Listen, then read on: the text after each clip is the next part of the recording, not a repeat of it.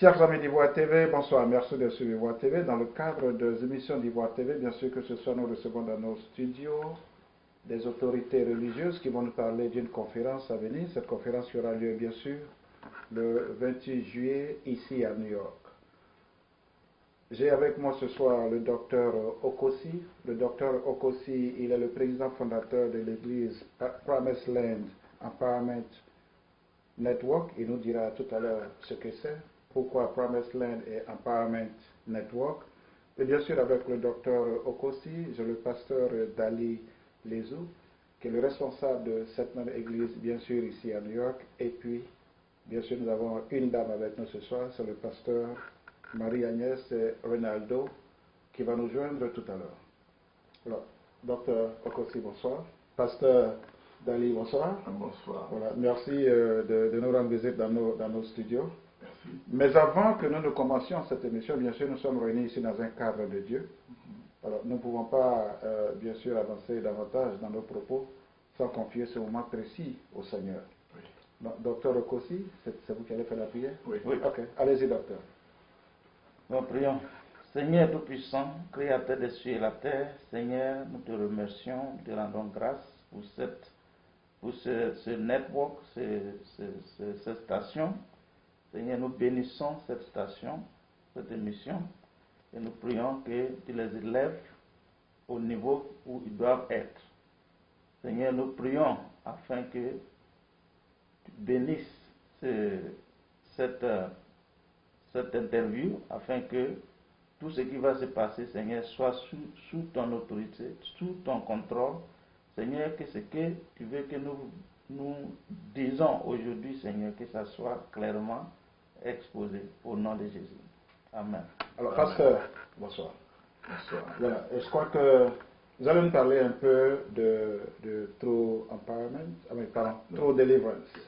Voilà, vous allez parler de True Deliverance qui est organisé par Calvary Living Faith Church. Donc vous allez nous parler un peu de cette église, de l'église Calvary Living Faith Church, dont vous êtes le premier responsable ici à New York et qui organise cette conférence dont le thème est True Deliverance. Merci de me passer la parole. Merci beaucoup de nous recevoir dans vos studios. Calvary Living Faith, nous avons reçu cela de la part du Seigneur il y a quelque temps et nous avons commencé à prier depuis septembre 2017. Et donc, nous voulons avancer dans l'œuvre du Seigneur. Alors, il nous faut faire la promotion d'une manière ou d'une autre. Et la meilleure promotion, c'est de parler de Dieu. C'est de parler des problèmes qui nous concernent chaque jour. La délivrance, donc je crois que c'est un thème qui touche tout le monde.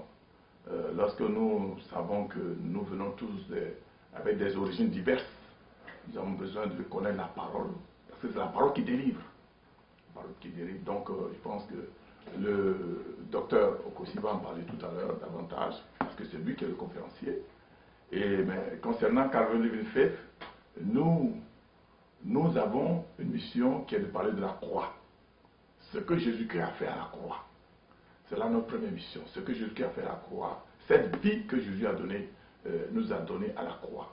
Qui a eu lieu à travers des échanges. Plusieurs échanges. Par exemple, la parole de Dieu dit que par ses maîtressures, nous avons la guérison.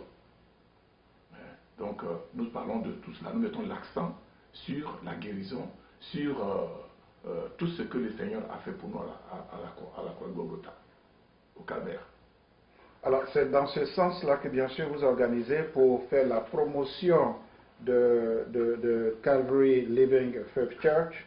C'est dans ce sens-là que vous organisez une conférence qui aura lieu, bien sûr, ici à New York, le 28 juillet. Alors, donnez-nous un peu tous les aspects de cette conférence. Pourquoi d'abord cette conférence? Vous l'avez dit, mais est-ce qu'on peut avoir davantage d'explications sur le bien fondé de cette conférence, le pourquoi de cette conférence, quand est-ce que cette conférence va se tenir, et qui comptez-vous bien sûr avoir à cette conférence ce jour-là? Eh bien, cette conférence, nous la faisons parce que nous avons besoin de délivrance. Nous avons besoin de délivrance, et pour être délivré, il faut connaître la parole de Dieu. Parce que c'est la parole de Dieu qui délivre, qui libère. Parce que comme le thème le dit, tu connaîtras la vérité et la vérité va te libérer. Nous avons tous besoin de cette parole-là. quel que soit ce que nous vivons, la parole est totale. Donc cette conférence aura lieu le 28 juillet, comme tu l'as dit. Tout ce que Jésus a fait à la croix de Golgotha, pour nous.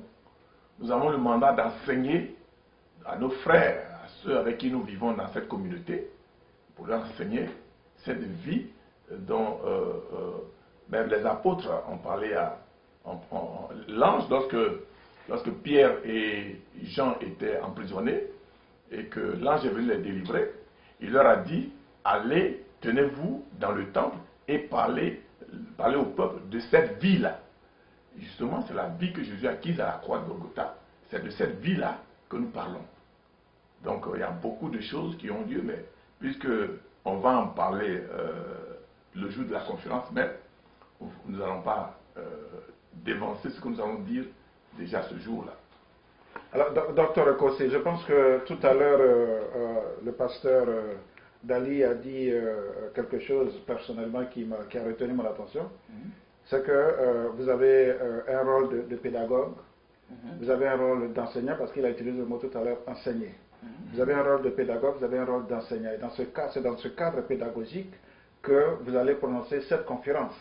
Alors, dites-nous un peu, donnez-nous un peu les découpures, donnez-nous un peu les caractéristiques de cette conférence-là. Et à la fin, qu'est-ce que vous voudrez que ce parterre d'invités, ce parterre d'autorités qui sera là, retienne au sortir de cette salle? C'est très important que nous expliquions ce que nous sommes là pour faire.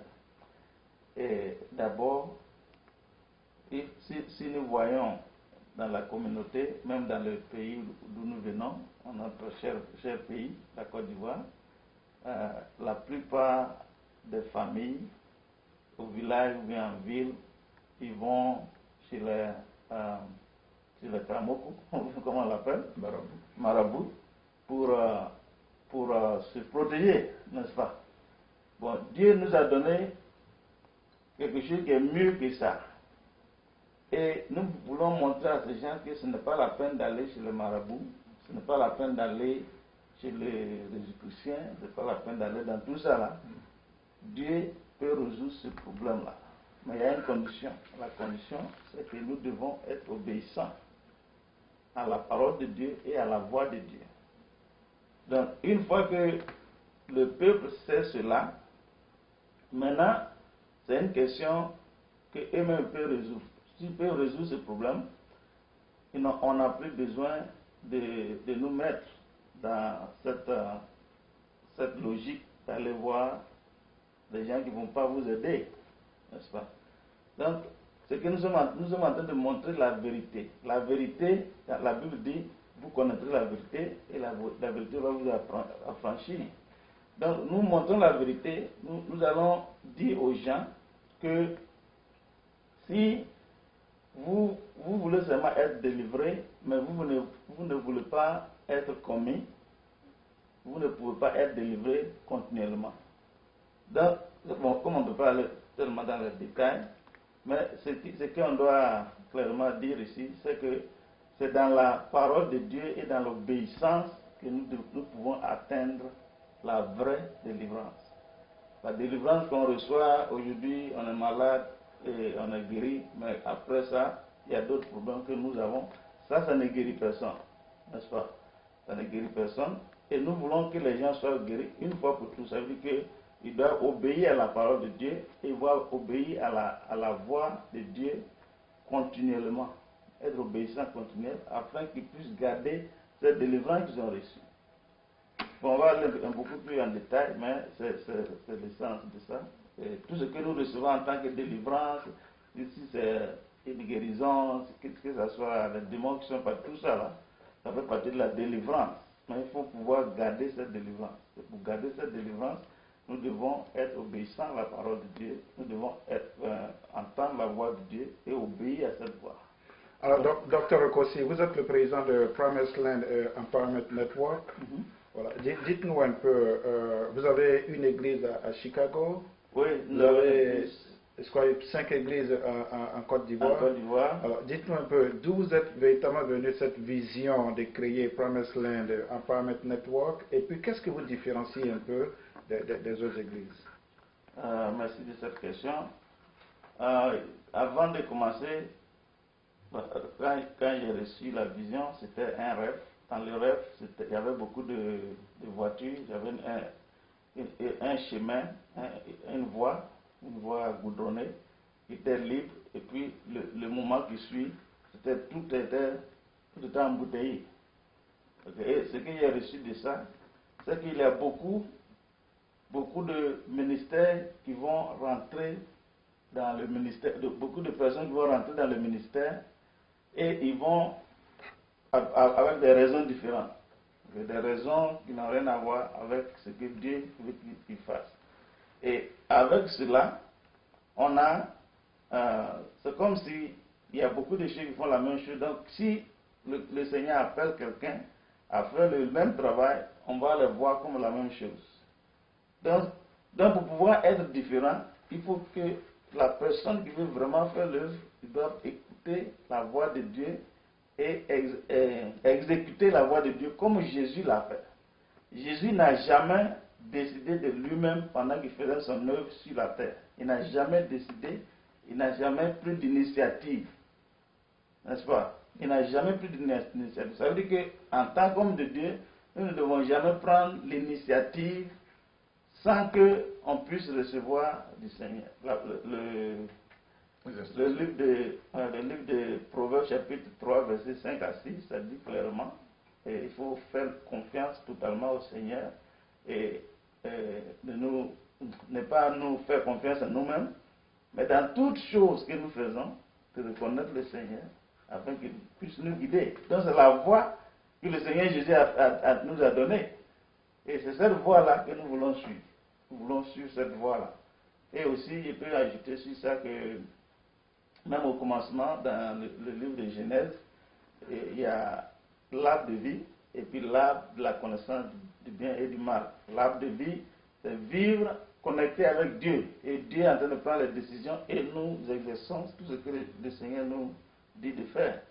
Et vivre par l'arbre de la connaissance du bien et du mal, c'est nous voulons faire les choses nous-mêmes.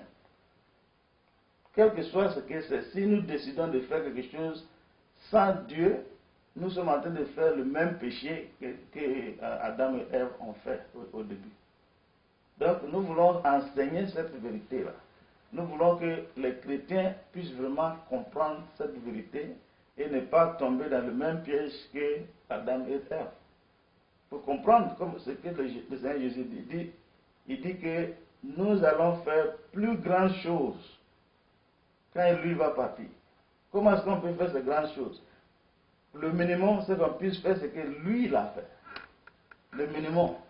Il dit qu'il va faire plus que ce que lui va faire. Ça veut dire que pour pouvoir faire plus, nous devons faire ce que lui il a fait. Il n'a jamais pris d'initiative. C'est toujours ce que Dieu le Père est en train de faire, c'est ce que lui fait. Il n'a jamais décidé lui-même. Bon, pour rajouter, si c'est bon, je vais parler un peu de Promised Land.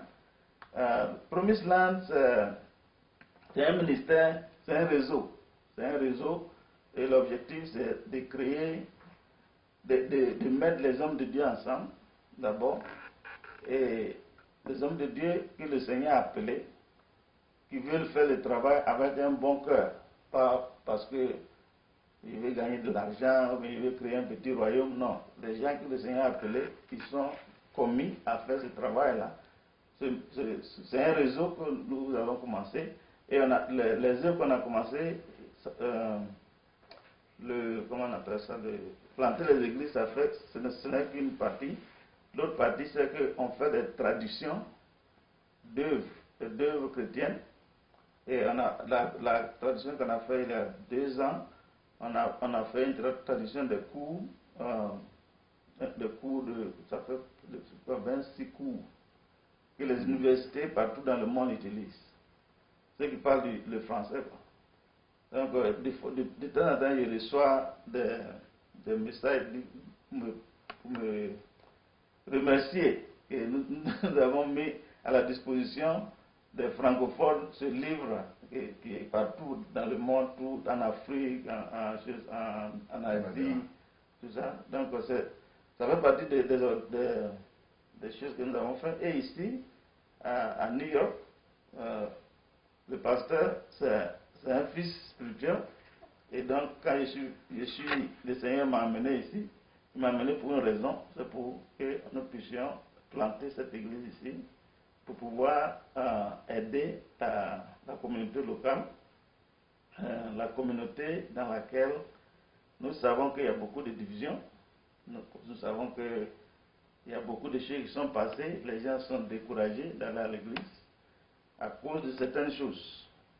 Je ne vais pas aller dans les détails dans ça, mais nous voulons présenter une vision qui compense, qui change cette manière de voir les choses. Parce que nous ne sommes pas là pour être riches, nous ne sommes pas là pour faire un petit royaume pour nous-mêmes. Nous sommes là, la parole que je viens d'utiliser, c'est que Jésus lui-même, il n'a jamais décidé de lui-même. Donc ça veut dire que nous ne devons jamais décider de nous-mêmes. C'est le Seigneur Jésus qui nous donne ce que nous devons faire. Et nous suivons. Ça veut dire que nous devons être prêts à faire ce que le Seigneur veut qu'on fasse. N'est-ce pas? Nous devons être prêts à mourir. À mourir, quand il parle de mourir, la Bible dit dans le livre de Romains, chapitre 12, je crois, que nous devons soumettre notre vie comme un sacrifice vivant. Un sacrifice vivant. Ça veut dire quoi? Ça veut dire que nous n'avons pas d'initiative. C'est le Seigneur qui doit faire ce que nous devons faire. Galates chapitre 2, verset 20. La vie que je vis, ce n'est pas ma vie, c'est la vie de Jésus. Ça veut dire que c'est lui qui doit faire le travail à travers nous. Mais nous devons être disposés. Nous devons être disposés à ce qu'il nous utilise pour faire le travail. Merci bien, docteur Okossi. Comme vous le constatez, je pense que le docteur était en plein déjà dans cette conférence. Ça veut dire combien de fois ce soir, ce jour, cet après-midi du 28 juillet, nous devons tous être dans la salle pour nous inspirer de cette parole religieuse, pour que nous baignions tous dans cette parole religieuse. Pasteur Dali, le docteur tout à l'heure a parlé de network, et généralement quand on parle de network, on parle de réseau. Quels sont les contacts que vous avez avec les autres pasteurs de la place afin de pouvoir consolider ce network, le network dont parlait le docteur Okossi tout à l'heure? Eh bien, lorsque je suis arrivé à New York, il y avait une fédération des pasteurs. J'allais aux réunions, puis après la fédération,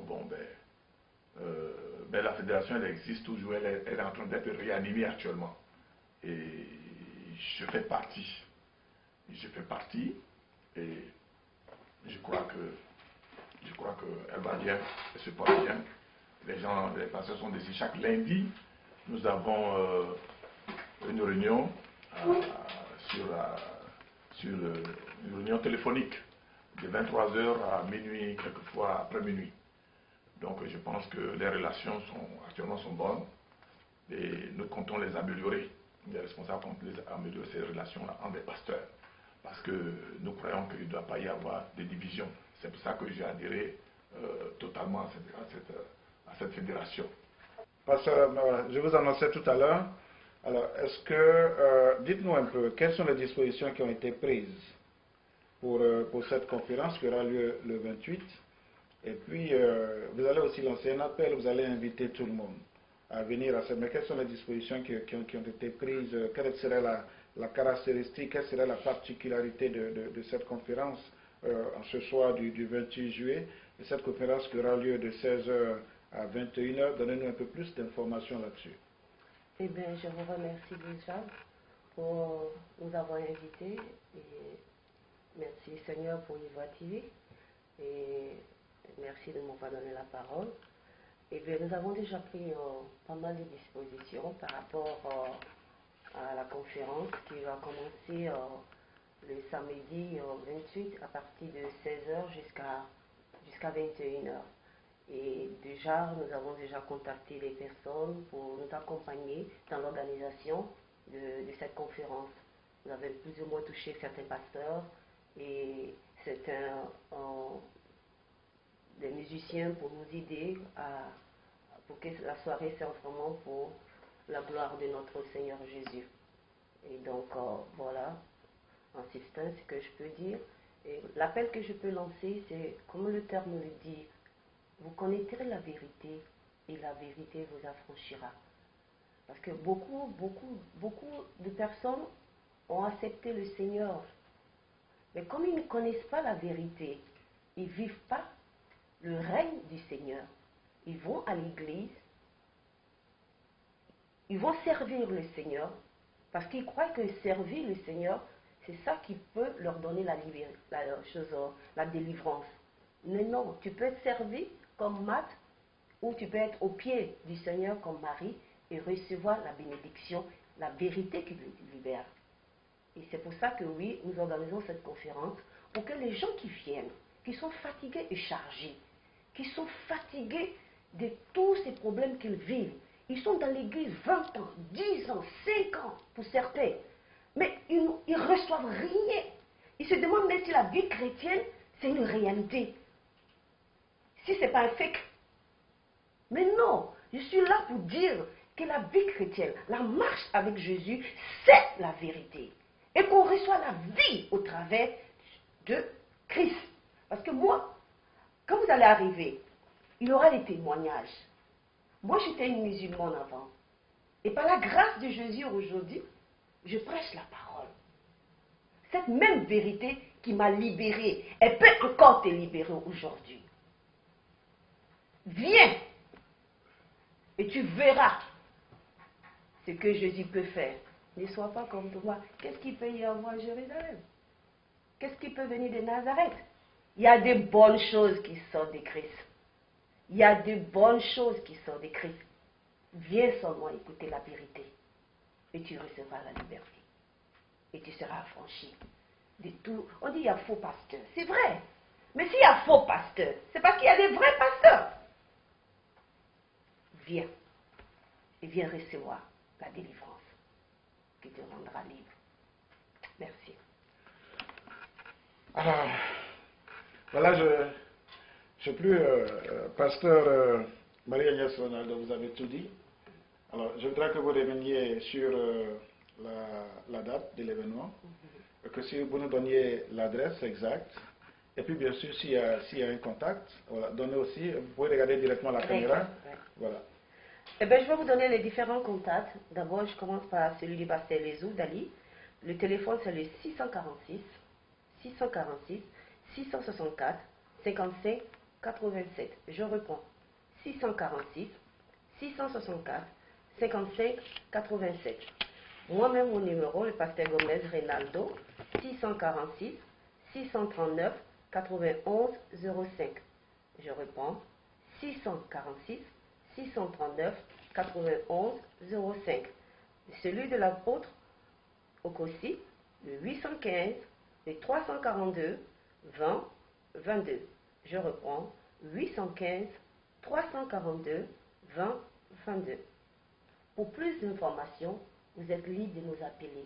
Si vous avez envie d'être délivré, si vous avez envie de connaître la vérité, venez à cette adresse ce samedi 28 juillet, dans quelques jours, à partir de 16h à 21h, vous allez connaître la vérité. Et c'est à l'adresse Harlem 240 East 123 Street, New York,